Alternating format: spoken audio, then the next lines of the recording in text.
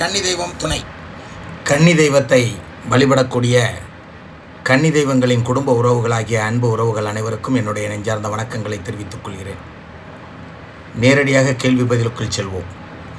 272வது பதிவை பார்த்துவிட்டு ஒரு கேள்வி கேட்டிருக்கிறார்கள். என்ன கேள்வி என்று பார்ப்போம். அப்பா, போன வாரம் ஒரு சாமியாடி வீட்டுக்கு வந்திருந்தார். அப்பா, எங்கள் வீட்டுக்கு வந்தவுடன் வீட்டில் மாண்டு போன கன்னி ஒன்று தீப ஒளியில் இருக்குது, அதுவும் வெளியில் போயிருச்சுன்னு சொன்னாங்க. அப்பா, அதை யார் பண்ணினாங்கன்னு சொல்லுறேன், கீழே உட்கார்ந்து கேளு என்று சொன்னாங்க. அப்பா, நான் பயந்து போய் காணிக்கை மட்டும் கொடுத்து அனுப்பிவிட்டேன். அப்பா, ஏன் அப்படி சொன்னார்னு தெரியல. அப்பா, என் கணவர் நமக்கு கன்னி தெய்வம் துணையாக இருக்கும், நீ பேசாமல் இரு. பேசாமங்கிறத பேசன்னு போட்டிங்க, பேச இருன்னு சொல்லியிருக்கீங்க. தெளிவாக எழுதி தெளிவாக வாசித்து அனுப்புங்கம்மா. பேசாமல் இரு, கன்னி நம்ம கூடத்தான் இருக்கு, கவலைப்படாதம்மான்னு சொல்லிட்டார். அப்பா, கன்னி தெய்வம் துணையப்பா. நான் ஏற்கனவே பல முறை சொல்லியிருக்கிறேன், எந்த காரணத்தை கொண்டும் குடுகுடுப்பக்காரங்க மற்றும் வைத்தியர்கள், மாந்திர சக்தி சம்பந்தப்பட்ட மாந்திரவாதிகள் இவர்களெல்லாம் கன்னி தெய்வத்தை வழிபடக்கூடிய வீட்டிற்குள் தேவையில்லாமல் அனாவசியமாக விட வேண்டாம் என்று கூறியிருக்கிறேன். அப்படி இருந்தும் நீங்கள் ஒருவரை உள்ளே அழைத்து பேசியிருக்கிறீர்கள் என்றால் அது தவறு. அவன் 1000 சொல்லட்டும். என்னுடைய கேள்வி ஒன்றே ஒன்றுதான், முறைப்படி கன்னி தெய்வத்தை எடுத்திருக்கிறீர்களா?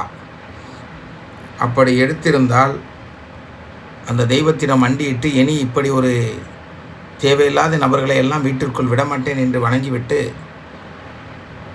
தொடர்ந்து உங்களுடைய பூஜை வழிமுறைகளை செய்து வாருங்கள். நிச்சயமாக அந்த கன்னி தெய்வத்தை ஒன்றும் செய்துவிட முடியாது. மகிழ்ச்சி. மீண்டும் அடுத்த கேள்வி. கங்கா ஈஸ்வரி, கன்னி தெய்வம் துணை. அண்ணா, நான் மதுரையிலிருந்து கங்கேஸ்வரி. நான் கேட்டதுக்கு பதில் சொன்னது ரொம்ப நன்றி. அண்ணா, நேற்று என் வீட்டில் நான் உறங்கி கொண்டிருக்கும் போது ஒரு குழந்தை வந்து வாயில் விரலை வைத்து கொண்டு அம்மா அம்மானு கூப்பிட்டாங்க. முழித்து பார்த்தால் யாரும் இல்லை. என் கணவரோ அக்கா பிறந்து 2 வயதில் இறந்து விட்டார். இதுவரை அவர்களுக்கு எதுவும் செய்யவில்லை. ஆனால் அவர்கள் எண்ணி வருகிறார்கள். நான் கஷ்டப்படும் போதெல்லாம் எனக்கு ஆறுதலாக இருக்காங்க. எனக்கு 3 பிள்ளைகள் இருக்காங்க, ஒரு பெண் 2 ஆண். இத்தனை பேர் இருந்தும் வறுமையில் ஏன் தலைவிரித்து ஆடுதுன்னு தெரியலை. எப்பாடுபட்டாவது கன்னி தெய்வத்தை நான் கும்பிடுவேன். கன்னி தெய்வம் துணை. எல்லாம் சரிதாம்மா, ஆனால் நீங்கள் எழுத்தை கேப்புட்டு எழுதணும். நீங்கள் கூட்டெழுத்து மாதிரி வரிசையாக எழுதிட்டீங்க. இப்படிலாம் எழுதுனீங்கன்னா வாசிக்க முடியாது, அதற்கு சரியான பதிலளிக்க முடியாது. ஆகவே இனி எழுதும் பொழுது முறையாக எழுதி அனுப்புவோம். மகிழ்ச்சி. மீண்டும் 269வது பதிவை பார்த்துவிட்டு ஜெயப்பிரகாஷ் என்பவர் ஒரு கேள்வி கேட்டிருக்கிறார். அண்ணா, என் மேலே கன்னி தெய்வம் வருது, பட் ஒழுங்காக வர மாட்டேங்குது. உங்கள் பதிலை எதிர்பார்த்து வெயிட் பண்ணுறேன் அண்ணா. ஒன்றுமே இல்லை, முறைப்படி எடுத்திருக்கீங்களா எடுக்கலையா? அப்படி முறைப்படி எடுத்திருந்தும் ஒழுங்காக வரலன்னா அந்த வந்த கன்னிக்கு ஏதோ தடங்கள் இருக்குது. நீங்கள் என்னுடைய ஃபோன் நம்பருக்கு தொடர்பு கொள்ளுங்கள். மகிழ்ச்சி. 72வது பதிவை பார்த்துவிட்டு தேவிகா மனோ, ஐயா, வாடகை வீட்டில் இருக்கும்போது கன்னி தெய்வத்தை கும்பிடலாமா? இதற்கெல்லாம் சரியான பதில் ஏற்கனவே அளித்திருக்கிறேன். நீங்கள் உள்ளே இருக்கக்கூடிய அத்தனை பதிவுகளையும் பாருங்கள். நிச்சயமாக உங்கள் கேள்விக்கான பதில் உள்ளே இருக்கிறது. என் கனவில் வராமல் யாரோ ஒரு 3ஆம் நம்பர் கனவில் என்னை கும்பிட சொல்லுவதாக, கன்னிக்கு சக்தி கிடைக்க நான் விளக்கு ஏற்ற வேண்டும் என்று சொல்வதாக அவர்கள் என்னிடம் கூறினார்கள். இதை நான் எப்படி எடுத்துக்கொள்வது? பதில் கூறுங்கள் என்று கூறியிருக்கிறீர்கள். 3வது நபர் அப்படின்னா உங்களுடைய சொந்தம் இல்லை, உங்களுடைய உறவு இல்லை, உங்களுடைய நண்பன் இல்லை, சம்பந்தமில்லாத ஒரு நபர். சம்பந்தமில்லாத ஒரு நபர் வந்து உங்கள்கிட்ட இதை சொல்கிறாருன்னா கண்டிப்பாக உங்கள் கன்னி தெய்வத்தை நீங்கள் வழிபட்டுத்தான் ஆக வேண்டும். அதை முறைப்படி எடுத்திருக்கிறீர்களா என்று பார்த்து வழிபடுங்கள். ஏனென்றால் ஒருத்தர் வந்து எனக்கு இதை செய்யின்னு சொல்லலை, எனக்கு இதை கொடு நீ நல்லா இருப்பான்னு சொல்லலை. உன் வீட்டுக்குள்ளே இருக்கக்கூடிய கன்னி தெய்வத்தை நீ வழிபடு, உன்னை நல்லபடியாக வாழ வைப்பார்கள் என்று கூறும் பொழுது அவர்களை 3ஆம் நபராக சித்தரிக்க வேண்டாம். மனப்பூர்வமாக ஏற்றுக்கொண்டு அவர்களிடத்தில் சொல்லாமலேயே நீங்கள் வணங்க ஆரம்பித்து விடலாம். அதை விட்டுவிட்டு குறுகிய மனப்பான்மையோடு 3ஆம் நபர் என்று நீங்கள் கூறுவது என்னை பொறுத்தவரையில் அது தவறு. அப்படி பார்க்கையில் நானும் 3வது நபர் தான். நல்லதை சொல்லித் தருகிறோம். கன்னி தெய்வத்தின் அருமை பெருமைகளை எல்லாம் சொல்லித் தருகிறோம். எதற்காக? நம்மை போன்று பிறரும் வாழட்டுமே என்ற நல்ல எண்ணத்தில் தான் சொல்லித் தருகிறோம். ஆகவே யாரையும் அசால்ட்டாக எண்ணிவிட வேண்டாம், யாரையும் நம்பிவிடவும் வேண்டாம். நீங்கள் உங்கள் தெய்வத்தை நம்பி வணங்குவதற்கு யாரிடம் கேட்க வேண்டும்? நம்புங்கள், வணங்குங்கள். மகிழ்ச்சி. மீண்டும் அடுத்த கேள்வி. அண்ணா, என் மேலே கன்னி தெய்வம் வராங்க, ஆனால் ஒழுங்காக வரமாட்டேங்கிறாங்க, ஏன்னு சொல்லுங்கள் அண்ணா. உங்கள் பதிலுக்காக வெயிட் பண்ணுறேன். உங்கள் உடம்புல வர்றது கன்னி தானா, இல்லை உலக தெய்வம் தானா, இல்லை மற்றபடி சேட்டையா, எதுவுமே எனக்கு தெரியாது. முதலில் உங்கள் முகமே எனக்கு தெரியாது. நான் எப்படி உடனே எடுப்பாக சொல்லிவிட முடியும்? அப்படி சொன்னால் அது பொய். ஆகவே முதலில் உங்களை சுத்தமாக வைத்துக்கொண்டு உங்கள் கன்னி தெய்வத்தை நிறை மனதோடு வழிபடுங்கள். நிச்சயமாக அவர்கள் முழு மனதோடு வருவார்கள். மகிழ்ச்சி. மீண்டும் அடுத்த கேள்விக்குள் செல்வோம்.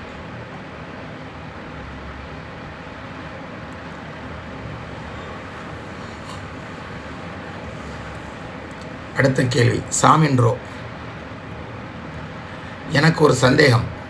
ஒரு தாயின் வயிற்றில் குழந்தை கர்ப்பமாக இருக்கும்போது அந்த தாய் ஏதோ ஒரு சந்தர்ப்ப சூழ்நிலையால் தற்கொலை செய்து கொண்டார். அந்த தாயின் வயிற்றில் இருந்த பெண் குழந்தை. இதற்கு பிறகு அந்த வம்சத்தில் பிறந்த குழந்தைக்கு ஆண் மகன் திருமணமானவுடன் வாரிசு இல்லை. பெண் மகள் என்றால் இளமையாக இருக்கும்போதே கணவர் இறந்து விடுவாரா? இல்லை என்றால் சொத்து சுகமெல்லாம் போன பிறகு அப்பாவின் காலடியில் கண்ணீரும் கம்பளமாக வாழ வேண்டும்.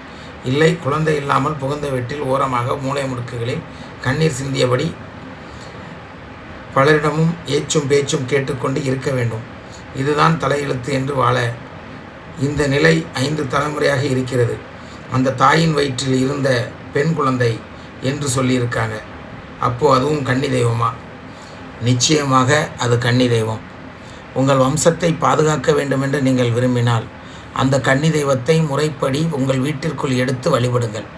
அப்படி நீங்கள் முறைப்படி எடுத்து வழிபடும் பொழுது அந்த கன்னி தெய்வம் இந்த தடங்கல்களையெல்லாம் மாற்றி இனிவரும் காலங்களிலாவது அந்த பெண் பிள்ளைகளை நீண்ட ஆயுசோடு தன் கணவரை வாழ வைக்க இந்த தெய்வங்கள் ஆசீர்வதிக்கும் என்று கூறிக்கொண்டு கவலைப்படாதீர்கள். நிச்சயமாக உங்கள் கன்னி தெய்வம் உங்களை காப்பாற்றுவார்கள். அந்த கன்னி தெய்வத்தை முறைப்படி எடுத்து வழிபடுங்கள் என்று கூறிக்கொண்டு அடுத்த கேள்விக்குள் செல்கிறேன்.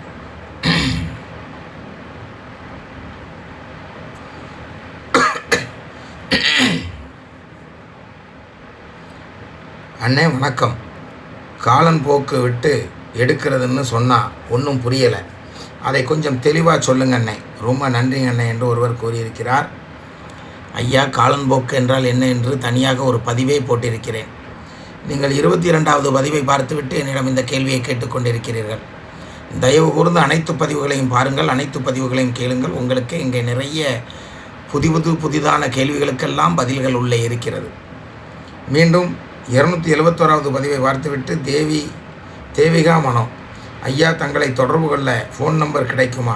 கன்னி தெய்வத்தை பற்றி தெரிந்து கொள்ள வேண்டும் என்று கேட்டிருக்கிறீர்கள். என்னை பற்றி தெரிந்து கொள்ள, கன்னி தெய்வத்தை பற்றி தெரிந்து கொள்ள என்னிடம் பேச என்னுடைய ஃபோன் நம்பர் நம்மளுடைய யூடியூப் சேனலில் இருக்குது. நீங்கள் மெதுவாக நிதானமாக ஒவ்வொன்றாக கேட்கும் பொழுது என்னுடைய ஃபோன் நம்பர் உங்களுக்கு தானாக கிடைத்துவிடும்.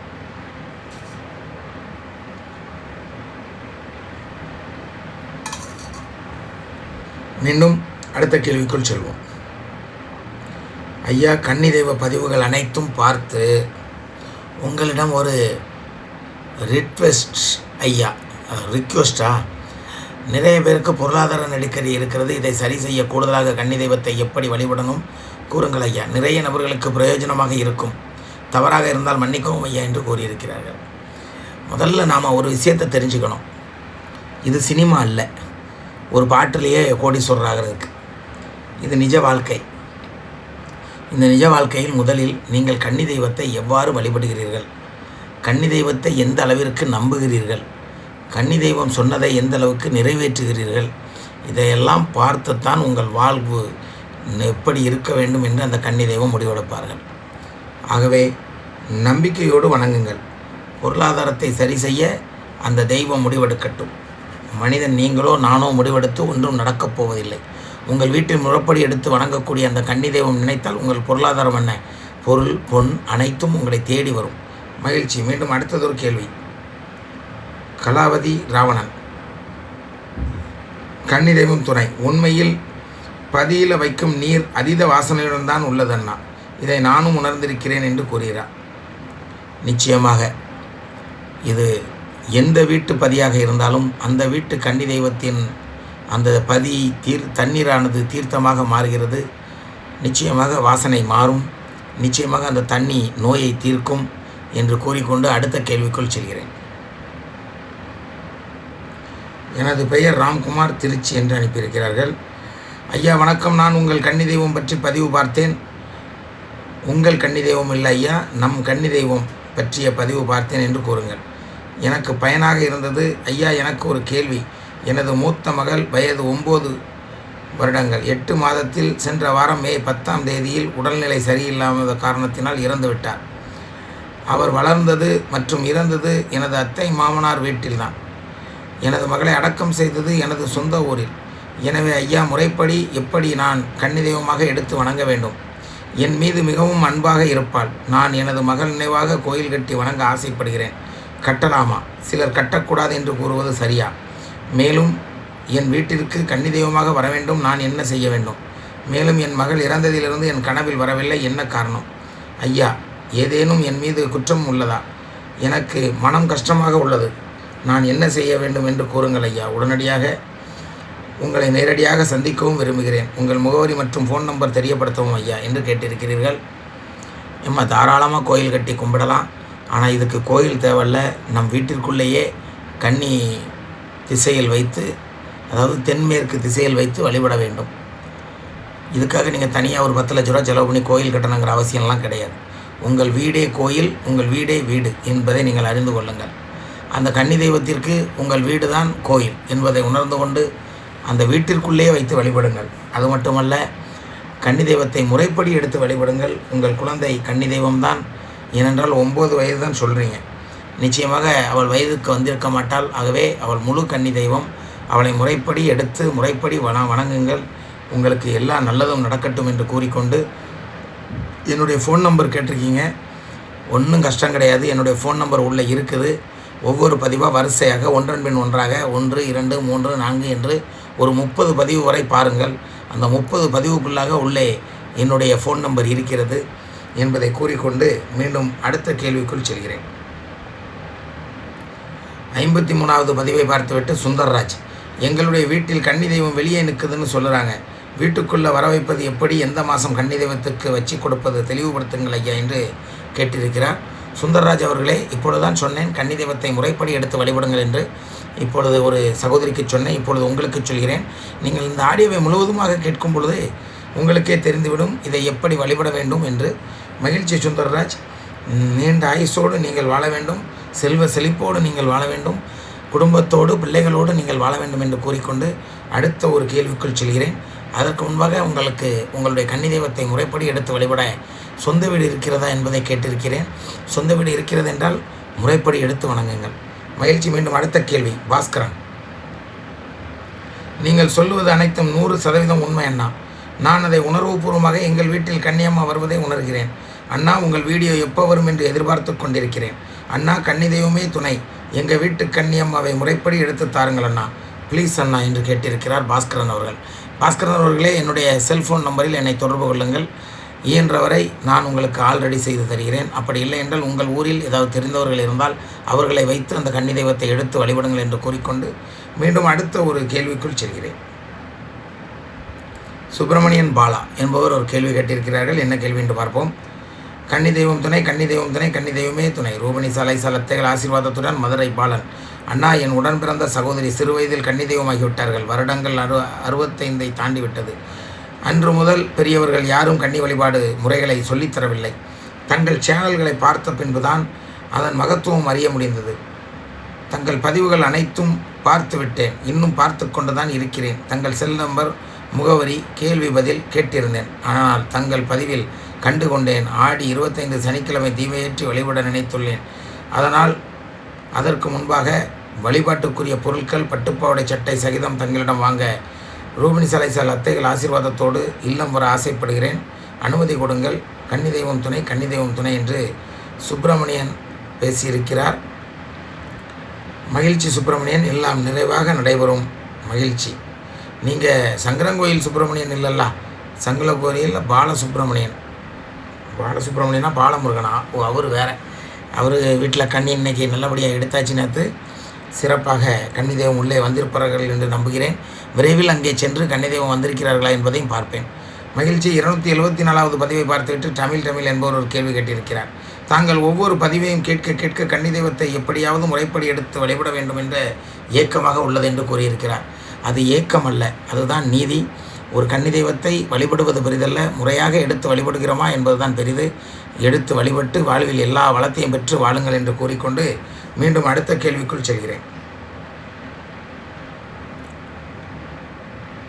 கன்னி தெய்வம் துணையப்பா, 275வது பதிவில் ஒரு உறவு சொன்ன ஒரு விஷயம், இந்த ஆடி 30 கன்னி தெய்வ தினம் அப்படின்னு சொன்ன ஒரு விஷயம் ரொம்ப ரொம்ப நெகிழ்வான விஷயம். அப்பா, அது கண்டிப்பாக யாருமே நினைக்காத ஒரு விஷயம். ரொம்ப நன்றிங்கப்பா. அந்த அண்ணனுக்கு அப்புறம் நீங்கள் எல்லா பதிவையும் எல்லோரும் பார்க்கிறாங்களா என்று ஒரு விஷயம் கேட்டிருந்தீங்கப்பா. கண்டிப்பாக எல்லோரும் பார்க்குறாங்க, நானும் பார்க்கிறேன்ப்பா. நீங்கள் சொல்லக்கூடிய ஒவ்வொரு விஷயத்தும் கண்டிப்பாக கவனிச்சிட்டு இருக்கேனப்பா, பார்த்துக்கிட்டேன் இருக்கேனப்பா. கன்னி தெய்வம் துணையப்பா என்று கேட்டிருக்கிறார். மகிழ்ச்சி. விஜே பாபி அப்படின்னு போட்டிருக்கீங்க. மகிழ்ச்சி, நன்றி உறவே.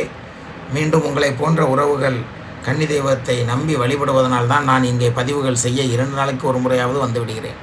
ஏனென்றால் நம்மளுடைய பதிவை அனைவரும் எதிர்பார்த்து காத்திருப்பார்கள் என்பதை நான் நன்கு அறிந்தவன். மகிழ்ச்சி. மீண்டும் ஒரு கேள்வி லாவண்யா என்பவர் கேட்டிருக்கிறார்கள். அண்ணா, உங்கள் பதிவை நான் ஆரம்பத்தில் இருந்தே பார்த்து கொண்டிருக்கிறேன் அண்ணா. என் குழந்தை தெய்வமாக ஆன பிறகு அவள் என் கண்ணில் காட்டிய இந்த பதிவை நான் அண்ணா நீங்கள் பேசும்போதெல்லாம் எனது குழந்தை பேசுவது போல் நான் உணர்கிறேன் அண்ணா. உங்கள் அனைத்து பதிவையும் நான் பார்த்துவிட்டேன். கன்னி தெய்வங்கள் துணை, அடுத்த பதிவுக்காக காத்து கொண்டிருக்கிறேன் அண்ணா. உங்களிடம் நான் ஃபோனில் பேச வேண்டும் அண்ணா. அத்தைகளின் ஆசீர்வாதம் இருந்தால் நீங்களே என்னை அழைப்பீர்கள். லாவண்யா அவர்கள், நீங்கள் விருப்பப்படி என்னிடத்திலே ஃபோனில் பேசலாம். காலை 10 மணிக்கு மேல் ஃபோன் அடியுங்கள். ஏனென்றால் இது இப்போது இரவு 1:26க்கு பதிவு செய்துட்ருக்கிறேன். நாளைக்கு காலையில் இந்த பதிவு உங்களுக்கு வரும் ஒரு 9 மணி அளவில். இந்த பதிவை பார்த்தவுடன் நீங்கள் என்னிடத்தில் ஃபோன் செய்து லாவண்யா அவர்களே பேசலாம். நாளை நான் ஃப்ரீயாகத்தான் இருப்பேன். தஞ்சாவூருக்கு புறப்பட்டு கொண்டிருக்கிறேன். நாளை காலை 9 மணிக்கு இங்கிருந்து தஞ்சாவூரை நோக்கி பயணம். தஞ்சாவூரில் தங்கியிருந்து அங்கே சில கன்னி தெய்வ குடும்ப உறவுகள் அனைவரையும் பார்த்துவிட்டு பின்பு வேதாரண்யம் செல்கிறேன். அதற்கப்புறமாக பட்டுக்கோட்டை செல்கிறேன். அதற்கப்புறமாக பெரியசாமிபுரம் செல்கிறேன். அதற்கப்புறமாக முல்லைக்காடு செல்கிறேன். அதற்கப்புறமாக ஏரலில் ஒரு உறவு, மணலூரை சேர்ந்த உறவு தங்கியிருக்கிறார்கள், அவர்கள் வீட்டிற்கும் செல்ல வேண்டும். அதற்கப்புறமாக கோட்டாருக்கு செல்ல வேண்டும், நாகர்கோயில் கோட்டார். அதற்கப்புறமாக ஆசாரி பள்ளத்திற்கு செல்கிறேன். மணவாளக்குறிச்சிக்கு போகலாம் என்று நினைத்திருக்கிறேன். இப்படி சொல்லிக்கொண்டே இருக்கலாம். இது போக கிட்டத்தட்ட 11ஆம் தேதி 12ஆம் தேதி ஆயிரம் இவ்வளோத்தையும் முடிக்கிறது. பிறகு 15ஆம் தேதி சென்னை கிளம்புகிறேன்.